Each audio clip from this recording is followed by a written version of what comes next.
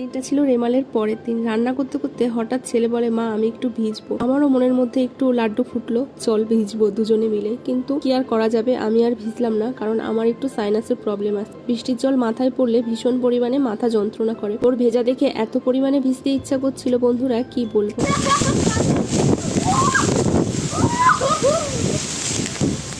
আমাদের একটু শোনালাম আওয়াজটা রেমালের পরের দিন, তাহলে বুঝতে পারছো সারা রাত্রিরে কি অবস্থা হয়েছে। ওর বাবা ভীষণ পরিমাণে বারণ করছিল, যেও না, ছেলেকে নিয়ে যেও না। কে শোনে কার কথা। ভীষণ পরিমাণে ছোটবেলাটা মনে পড়ছিল। আসলে গ্রামে বড় হয়েছি তো, গ্রামে সেই ঝড় বৃষ্টির দিন হলে না দৌড়ে চলে যেতাম এর গাছের আম বাগানে, তার গাছের জাম বাগানে। তো সেই জিনিসটা তো এখনকার জেনারেশনের ছেলেপুলেরা পায় না। আর ওর বাবা কি করে বুঝবে, শহরে বড় হয়েছে। গ্রামের মজাটা ভাই আলাদাই জিনিস। তোমরা কে কে আমার সাথে একমত অবশ্যই কিন্তু কমেন্ট করে জানিও। ভীষণ মজা করলাম ছেলে আর আমি। এই যে আজকের দিনটা স্মৃতির পাতায় তোলা থাকলো, আমার ছেলে বড় হয়ে দেখবে এই সময় মায়ের সাথে এইভাবে মজা করেছি। টাটা।